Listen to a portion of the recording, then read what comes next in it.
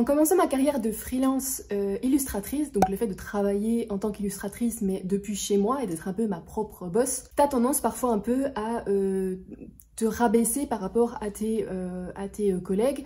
Et cette façon de se rabaisser parfois, ou en tout cas de ne pas avoir 100% confiance en soi et de se dire que peut-être ton travail ne vaut pas mieux que des professionnels pour qui ça fait 10 ans qu'ils sont dans le milieu, bah ça peut se voir à travers tes prix. Par exemple, tu vas avoir tendance à diminuer tes prix et en fait à te vendre vraiment pour pas cher du tout et te faire un petit peu exploiter par tes clients. Je dis pas que quand tu as plus d'expérience après, tu ne tombes plus du tout sur des clients qui vont essayer de t'arnaquer ou quoi, ça arrive tout le temps. Les clients vont toujours, il y a beaucoup de clients qui vont toujours essayer de t'avoir ou un petit peu de essayer de te tourner un peu dans tous les sens pour être sûr d'avoir un truc moins cher ou quoi, c'est un peu le principe du truc.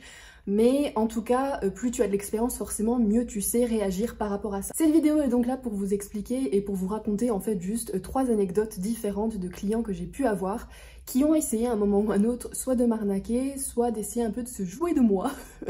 Et j'avais envie de partager ça avec vous pour vous dire que ça peut arriver à tout le monde et puis aussi que ce genre de clients, ça existe même beaucoup plus qu'on ne le pense. Et que il vaut mieux partir avec une confiance en soi et être beaucoup plus ferme avec ses clients tout en restant très cordial, mais montrer une fermeté pour être sûr de ne pas se faire avoir, parce que ça peut être très facile de se faire avoir et d'essayer de se dire bon je vais faire ça pour lui ou je vais essayer ça pour lui. Faut vraiment pas faire de compromis des fois quand on vous demande peut-être un travail en avance ou quoi, parce que vous pouvez très vite en fait vous retrouver avec du jour au lendemain le client qui est plus là et qui est parti avec votre argent. Alors je dis pas que le monde est complètement atroce et que tous vos clients sont mauvais, pas du tout, mais c'est bien de toujours rester un peu aux aguets, en alerte pour ne pas se faire avoir. Cette vidéo va être donc du coup un petit peu longue parce que je vais blablater et donc forcément vous raconter ces expériences et partager un peu ces témoignages avec vous. Donc plutôt que de faire une vidéo vraiment face caméra où je vous raconte ça, j'ai décidé de mettre un petit speed drawing d'une illustration que j'ai fait avec une petite voix off pour vous raconter tout ça. Comme ça, si vous voulez faire ça un peu en mode podcast, vous pouvez. Si vous voulez aussi voir le dessin en même temps, vous pouvez. Voilà, on est un peu en mode illustration, on raconte tout ça quoi. Je vous rappelle qu'à l'heure où sort cette vidéo, le challenge du mois de novembre sur les divinités grecques est toujours d'actualité. Si vous ne savez pas de quoi je parle, eh bien en fait je fais un challenge d'illustration, je vous propose un thème et vous pouvez m'envoyer vos dessins. N'hésitez pas donc à me les envoyer, donc à voir déjà la vidéo où je parle de ce challenge pour être sûr d'avoir tout en tête et de savoir en quoi concerne le challenge, de m'envoyer vos dessins à l'adresse indiquée dans la description et puis ou alors de poster votre dessin sur Instagram si vous avez un Instagram avec le hashtag challenge lamarin. La première expérience, c'est quand j'ai commencé vraiment en tant qu'illustratrice graphiste, il y avait un client qui m'avait contacté pour en fait des faire-part de mariage. Il voulait avoir des faire-part donc personnalisés pour le mariage de sa fille. Et donc au début tout était plutôt normal, il n'y avait pas de... Alors c'est souvent un peu les trucs qu'on regarde, c'est les fautes d'orthographe dans l'email, savoir si les phrases sont logiques ou pas, parce que si la demande semble à peu près bonne, parce que des fois c'est un peu des signes parfois, souvent de fraude en fait, ou de personnes qui veulent t'arnaquer. Là le message était plutôt cool, il était plutôt normal, c'est un papa qui recherche un graphiste pour les faire part de sa fille. Donc ça me semblait normal. Je commence à discuter avec, en essayant de voir quel était le thème du mariage, donc savoir s'il y avait un thème particulier, savoir s'il y avait une envie particulière, c'était plutôt illustration, plutôt graphisme, vraiment essayer, parce qu'il avait vraiment pas détaillé ce qu'il voulait. Donc c'était vraiment à moi en fait de le guider un peu et de lui dire ce que je pensais être intéressant ou ce que je pouvais lui proposer, et en espérant d'être un peu dans le mille et voilà quoi. Et c'était un client qui n'avait pas du tout d'avis, qui en tout cas n'avait pas du tout il se décidait pas en fait, il était vraiment en mode comme vous voulez, comme vous voulez, c'est vous le graphiste. Et c'est là que j'ai commencé à trouver ça bizarre. C'est-à-dire que généralement il y a des graphistes, il y a des clients, il y a des clients qui vont laisser carte blanche à un illustrateur ou à un graphiste, mais qui vont un peu aiguiller au début. Mais des fois quand ils vont laisser carte blanche, c'est pour des projets, ça dépend en fait. En fait j'ai trouvé ça juste bizarre que pour le mariage de sa fille, visiblement il avait été chargé d'une mission assez importante qui est quand même le faire-part, et il n'avait pas du tout d'avis, sa fille ne lui avait donné apparemment visiblement rien du tout comme indice, elle lui laissait carte blanche et lui me laissait carte blanche. Enfin voilà, je le sentais pas du tout concerné en fait par la question, ce que j'ai trouvé bizarre parce qu'on parlait quand même du mariage de sa fille, qui est quand même, je pense, quelque chose d'important pour un papa, j'imagine. Donc voilà, j'ai dit bon, il a pas d'avis sur le truc, donc j'ai commencé à tester des choses, à lui faire des propositions, d'idées. Et ça, c'était un peu mon premier tort. C'était en plus au début où je commençais. Je montrais généralement des idées assez claires sur ce que je pouvais lui proposer avant même de lui demander un versement. Ce que normalement maintenant je fais plus évidemment, c'est quand même mieux de, si le projet, s'ils sont emballés par le projet, enfin tu peux faire un petit brouillon ou un pitch en fait de ce que tu as en tête, et si le client est emballé, ben on signe le devis et il y a un premier versement, mais voilà, faut pas faire des trucs trop aboutis. Et moi j'avais vraiment commencé à faire des trucs un peu trop aboutis. Mais ça n'a pas été très grave parce qu'en fait je me suis assez vite rendu compte que le mec en fait s'en foutait. C'est là que j'ai compris que j'étais très certainement face à une arnaque, c'est que le mec se foutait complètement de ce que je pouvais lui offrir, de ce que je pouvais lui faire en termes de graphisme. Et il a commencé à me dire que la date du mariage était pour dans 2 mois. Même pas 1 mois. Même pas. Je crois que c'était même 15 jours ou un truc comme ça. Enfin, la date du mariage était super proche par rapport à ce qu'il me disait, et je trouvais que me contacter maintenant pour ne faire ne serait-ce que le visuel du faire-part, sachant qu'il va devoir après l'imprimer, sachant qu'il va ensuite devoir l'envoyer aux gens, c'était quand même short, non? Pour un mariage, si tu veux qu'il y ait des invités à ton mariage. Donc du coup, j'ai trouvé ça bizarre. Et quand je lui ai dit, bah, est-ce que vous souhaitez que je m'occupe de l'impression et je vous renvoie tout ça, ou est-ce que vous allez voir un imprimeur, il a pas su me dire en fait. Donc j'ai compris en fait à ce moment-là que j'avais affaire à un mec qui utilisait le prétexte du faire-part pour me contacter. Et je comprenais pas pourquoi en fait, enfin, j'avais du mal à comprendre le but du truc, c'est-à-dire que des fois, il y en a, ils vont te contacter et une fois qu'ils ont le visuel, ils se barrent avec et ils te payent pas. Mais lui en fait semblait très enclin à me payer, mais très rapidement. Et en fait, c'est quelque chose qui se passe très souvent chez les graphistes. C'est une arnaque qui est assez connue dans le monde du graphisme et que moi je ne connaissais pas à l'époque. C'est l'arnaque au RIB ou l'arnaque au paiement d'avance. Je pense qu'il a voulu faire ça, mais j'ai réussi à couper le truc et j'ai jamais répondu, et donc il est pas revenu forcément. Mais en gros, parce qu'en fait il m'a sorti une excuse comme quoi oui mais du coup le RIB, alors faudrait que je vous envoie comme ça. Enfin il a commencé voilà, à me trouver, je sais, ça fait longtemps donc je me souviens plus exactement, mais il m'a trouvé un truc qui me semble extrêmement bizarre. Et en fait il y a une arnaque aussi qui est que des fois il y a des gars, ils vont te demander ton RIB très rapidement pour vite faire un virement avant le début du projet, et voilà. Généralement, ces gens-là vont te dire je vous fais le virement de tout d'un coup, avant même que tu aies eu le temps d'en discuter. Enfin voilà, c'est très rapide.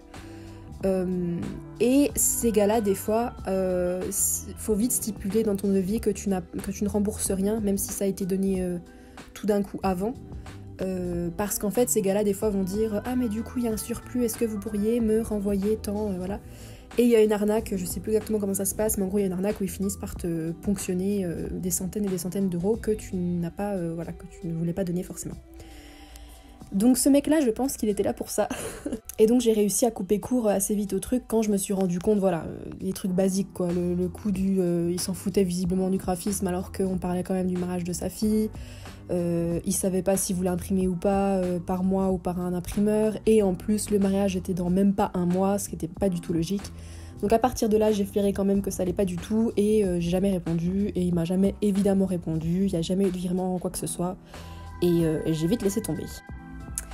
La deuxième anecdote, je pense que c'est des cas, des gens tombent des graphistes, des illustrateurs tombent très souvent dessus, c'est les cas des gars qui sont plus ou moins populaires sur les réseaux sociaux, qui adorent ton travail et qui le veulent absolument, mais ne veulent pas payer et préfèrent éventuellement en douce te dire mais par contre j'ai pas beaucoup de budget, mais si tu veux je peux faire ta promotion sur mes réseaux où j'ai 20 000 abonnés. Il faut jamais accepter.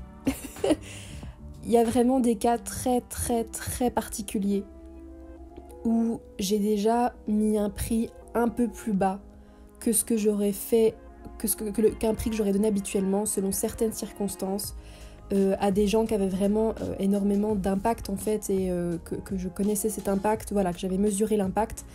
Mais c'est toujours des coups de poker en fait, où tu te dis je vais facturer un peu moins pour à peine moins, pas non plus se sous-vendre, hein, mais en espérant que, enfin, d'après cette personne, voilà, il va aller faire ma publicité, et je pense que dans ce cas-là précisément, ça vaut peut-être le coup.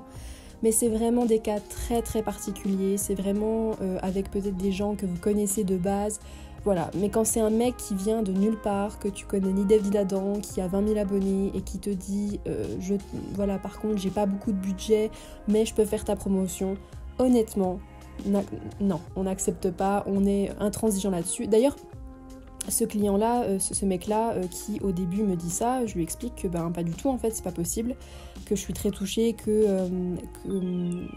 aime autant mon travail, mais que mon travail mérite rémunération et que je ne peux pas me permettre dans l'état actuel. En plus c'était en plein confinement, voilà, je peux pas me permettre de dire non, ok d'accord, tu me payes pas, tu vois, non, c'était pas possible. En plus, en plein confinement, quoi, on était vraiment à l'aube d'une crise économique et le mec me dit je te paye pas. Enfin, vraiment le culot, quoi. Et la perte de réalité du gars, quoi.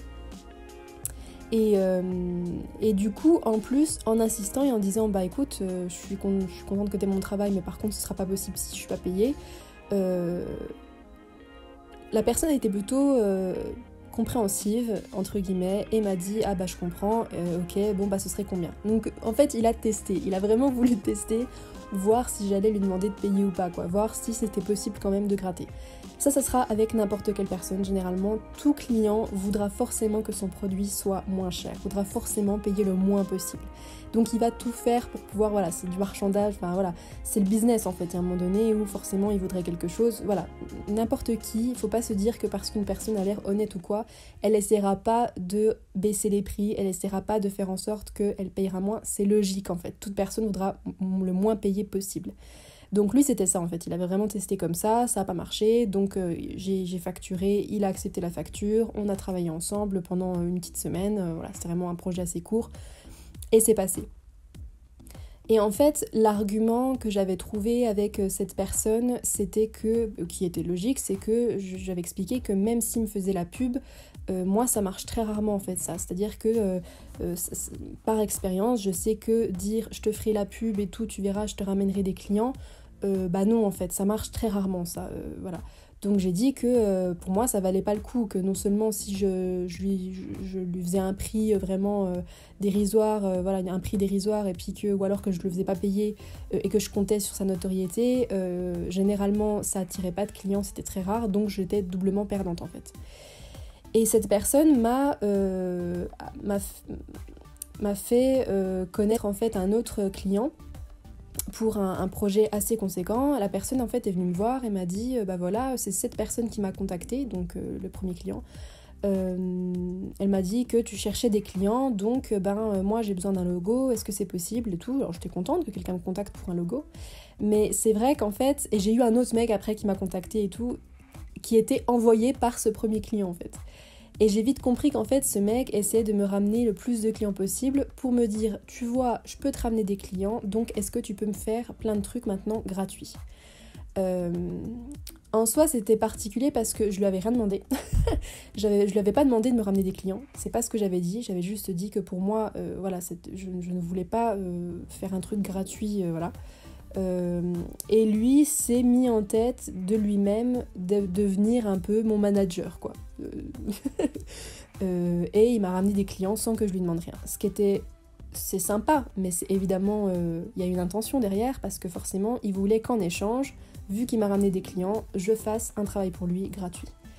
Je lui ai fait comprendre que non, c'était pas possible, que c'était très sympa de m'avoir mis en contact avec des gens. J'appréciais beaucoup, mais que je ne travaillais pas gratuitement, que certes peut-être qu'en faisant des projets au fur et à mesure on parviendrait à un prix, voilà, si c'est toujours récurrent quoi, mais que je ne pourrais pas faire quelque chose de gratuit. Cette personne a fini par un peu, puis je savais plus quoi dire en fait, j'ai un peu paniqué aussi entre guillemets parce que je me sentais un petit peu manipulée entre guillemets. Je sentais qu'en fait il faisait en sorte que je lui sois redevable. Et que du coup, vu qu'il m'avait apporté des clients, je me devais maintenant, par obligation, de ne plus lui faire payer ses projets à lui parce qu'il m'avait ramené 3 clients. Et ça, j'ai pas supporté en fait. Ça m'a pas plu du tout d'être considérée comme ça et de me faire un petit peu prendre pour une conne quand même parce que tu dis bah non, je ferai pas de travail gratuit. L'autre il dit ok, mais si je fais ça, tu vois, je l'ai fait pour toi, tu m'as pas demandé, je l'ai fait pour toi, maintenant s'il te plaît, fais quelque chose, tu vois. J'ai trouvé ça vraiment malhonnête et je savais pas trop comment réagir parce que c'était la première fois que j'avais affaire à ce genre de situation d'un gars qui faisait du forcing et qui voilà. Et donc j'ai préféré ne plus donner suite en fait au mail et la personne a un peu pris la mouche. Ça lui a pas trop plu que je cesse de le voilà. Je pense qu'à ses yeux j'étais devenue une fille ingrate qui n'avait pas été capable de lui faire un travail gratuit sachant qu'il m'avait tant apporté quoi. Ça faisait vraiment la caricature du manager, tu sais, je t'ai tant donné, j'ai fait tant pour toi et toi tu fais ça pas ça pour moi, c'est quand même oui mais en fait en plus lui c'est pas mon manager, c'est-à-dire que je lui avais rien demandé quoi. Enfin, c'est incroyable parce qu'en plus le mec le mec aussi donc il contactait des gens et leur disait t'as besoin d'un logo, bah je connais quelqu'un qui peut t'en faire, par contre elle en fait pas en dessous de 300€. Il faisait des prix en fait pour moi alors que lui voulait pas me payer. Je sais pas si tu vois un peu le délire quoi. Et il voulait pas me payer, enfin il aimait pas trop l'idée de me payer, il voulait que je lui fasse gratuit et tout. Mais du coup, pour que je lui fasse gratuit, bah, il allait voir des autres gens et leur dire bah tiens, vas-y, va lui demander des logos et tout, paye-la au moins 300€, comme ça tu lui montres bien que moi, c'est grâce à moi que je lui apporte des clients et après bah, elle me fera des trucs gratuits quoi. Voilà, c'était vraiment une situation très particulière que je ne veux plus revivre. Donc, moralité, n'allez pas au chantage, ça marche pas. Il y a des gens qui essaieront de vous faire chanter comme ça.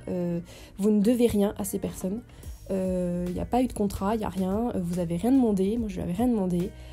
Donc quand c'est comme ça et que vous êtes mal à l'aise avec un client et que vous sentez que ça se passe mal, vous finissez le projet sur lequel vous êtes si vous avez entamé un projet et stop quoi. On s'arrête là. Il y aura d'autres gens qui viendront vous voir, voilà. Et si vraiment, dites-vous que si vraiment quelqu'un adore votre travail, parce que lui il arrête pas de me dire ouais ton travail il est incroyable et tout, si vraiment il adore ton travail et qu'il le retrouve pas ailleurs, il mettra le prix en fait pour pouvoir avoir votre travail.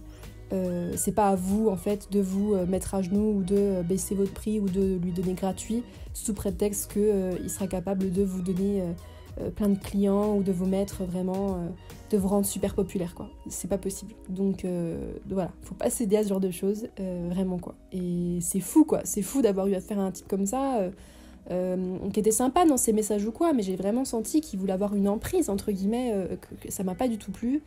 Et c'était ouf, c'était incroyable quoi.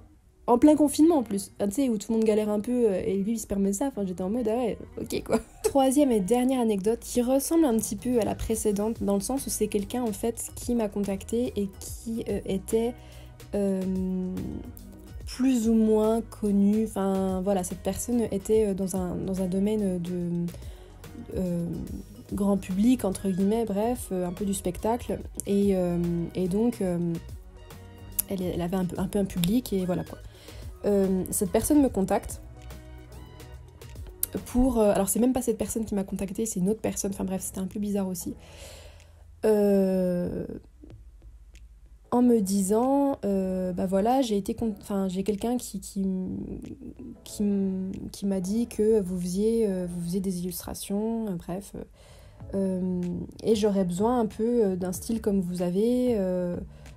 Cette personne m'a dit que le style que vous aviez irait bien avec ce que je veux faire, donc je vous contacte pour savoir si c'était possible de me faire un portrait un peu dans votre style, mais un portrait de moi en fait, voilà.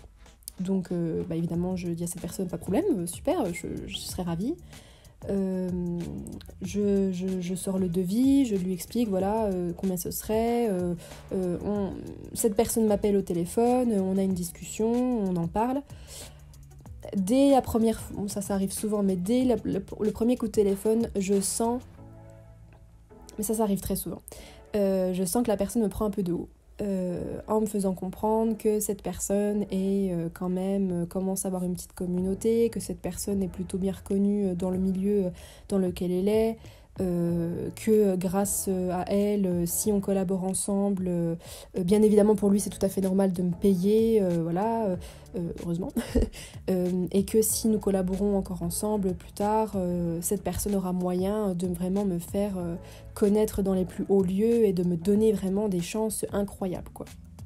Bah merci. Je sentais vraiment le truc, t'inquiète pas, grâce à moi tu vas cartonner. Donc moi je dis ah bah c'est cool, merci. Enfin, voilà, je reste très courtoise évidemment. Et puis on discute de son projet et on se met d'accord. Voilà. Cette personne me dit par contre j'aurais besoin de savoir un petit peu ce que ça pourrait donner, est-ce que je pourrais avoir un petit croquis, quelque chose. Donc là, vu qu'on avait discuté, que le devis était bon, il n'avait pas encore signé le devis, mais il voulait juste voir en fait un croquis vraiment très vaste d'une idée, voilà. Et là j'étais dans cette fameuse période où j'arrêtais un peu de donner ces croquis-là avant les devis, mais en même temps j'étais débutante, je me suis dit ah mais peut-être que si je lui donne pas, il voudra partir, c'est quand même un coût ce qu'il me demande, donc ça peut, si j'accepte ce projet ça fera quand même pas mal d'argent, voilà, j'avais besoin de sous quoi, donc j'ai dit bon bah ok, un petit croquis et puis voilà quoi. Je fais un petit croquis rapide pour la personne et la personne me dit ah ouais non mais je sais pas, le style c'est un peu bizarre. En fait là je me rends compte que la personne a cru sur parole, donc du coup son pote qui a dû lui dire bah écoute moi j'aime bien ce qu'elle fait, voilà. Mais il a pas regardé mon travail en fait. Et du coup il dit ben ouais mais par contre est-ce que ce sera possible de vieillir un peu ou de faire des traits plus réalistes, voilà. Donc je comprends qu'en fait quand il me disait mon style ou quoi, non c'était pas vraiment mon style qui plaisait, il voulait juste voilà. Donc en fait je sentais que c'était pas juste pour moi, entre guillemets, ou pour mon style qui m'avait fait une commande, mais plus vraiment parce qu'il voulait un dessin, enfin voilà, c'était plus large. Donc je dis ah bah ok, j'ai fait 2 modifications. Ça déjà j'aurais jamais dû le faire des modifications sur un croquis sur lequel j'avais signé, il n'avait pas encore signé le devis. Mais le truc c'est que vu que c'est vrai qu'il était un peu populaire, que là pour le coup je voyais qu'il y avait peut-être moyen, j'aurais pas dû, hein, mais c'est bon à l'époque, qu'il y aurait peut-être eu moyen vraiment de sortir quelque chose de plus que juste... Enfin voilà, il parlait vraiment d'un projet un peu plus long à long terme. Et je me suis dit, si j'accepte ça et s'il signe le devis, il reviendra, vu ce qu'il me disait, il reviendra plusieurs fois en fait. Enfin, ce sera vraiment un projet récurrent et je pourrais avoir vraiment au moins ce client sous le coude en fait.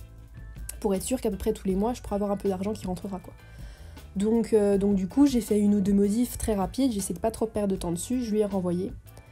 Et là, il me redemandait de nouveau des modifications et tout, voilà, ça allait toujours pas.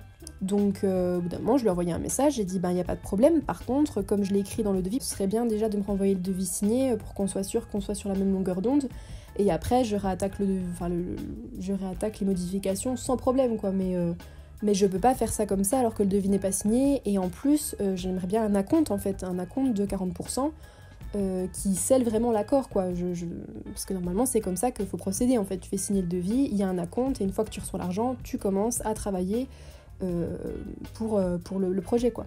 Donc là j'ai déjà fait 2 croquis et tout, je dis bah non il n'y a pas moyen quoi. La personne m'a rappelé et quand elle m'a rappelé elle m'a dit écoutez, mais d'un ton très très grave, écoutez, moi je pense qu'on va s'arrêter là. Parce que moi comme je vous l'ai dit, la modification que vous avez faite, elle ne me convient pas, ça ne va pas. Maintenant je ne souhaite pas aller davantage plus loin parce que j'estime qu'il y a un moment donné c'est un travail à 2 qu'on fait, que donc voilà, moi comme je vous ai dit ensemble si on travaille bien on aurait pu aller loin, mais le problème c'est que si vous commencez à parler que d'argent, il y a un moment donné où ça ne va pas pouvoir le faire. Moi mon travail je le fais avec beaucoup de passion et je pense que vous aussi, et à partir du moment où on met l'argent comme ça au milieu, c'est vraiment des domaines où ça pourrit tout. Je vous jure qu'il a vraiment soumis l'idée que je ne devais pas trop parler argent, que l'argent c'était vraiment quelque chose que lui n'aimait pas.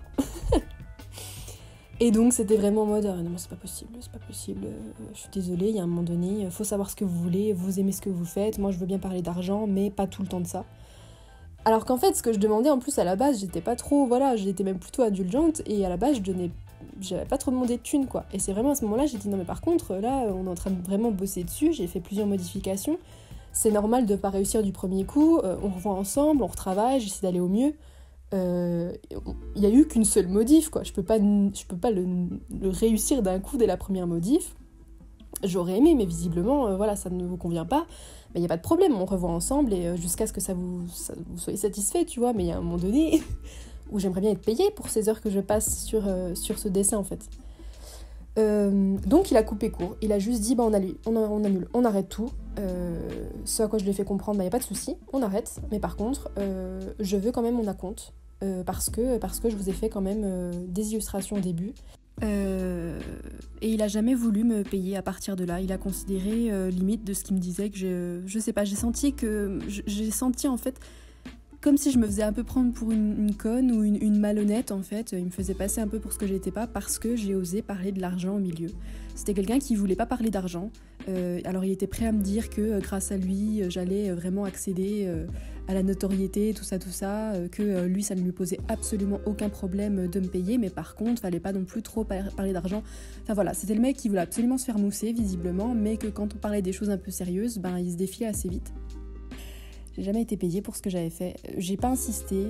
La raison pour laquelle j'ai pas insisté, c'est parce qu'en fait, il me mettait tellement mal à l'aise, il était tellement ingrat, tellement imbu de lui-même, tellement non professionnel, que je me suis dit que de toute manière, vu que visiblement il est dans le milieu ou quoi, dans ma tête, je me suis dit ça se retournera contre lui un de ces quatre.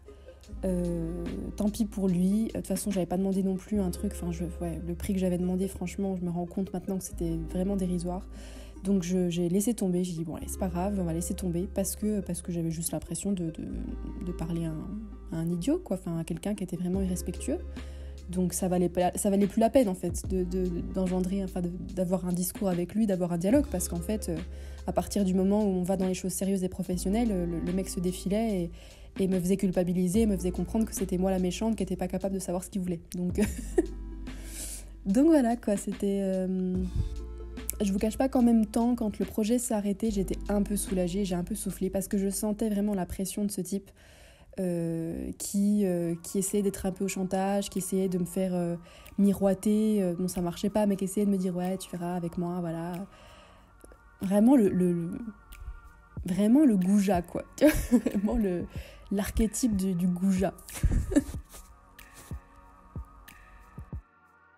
Merci à vous d'avoir regardé cette vidéo, n'hésitez pas à vous abonner, à liker cette vidéo, à commenter peut-être des expériences que vous avez eues ou alors des expériences que vous redoutez ou ce genre de choses. Je réponds généralement à beaucoup de commentaires, donc n'hésitez pas, voilà, si vous avez la moindre question, à me suivre également sur Instagram où c'est un des réseaux où je suis la plus présente avec YouTube. Tout est indiqué en description, voilà, merci à vous d'avoir regardé cette vidéo et puis on se dit à très bientôt, bye.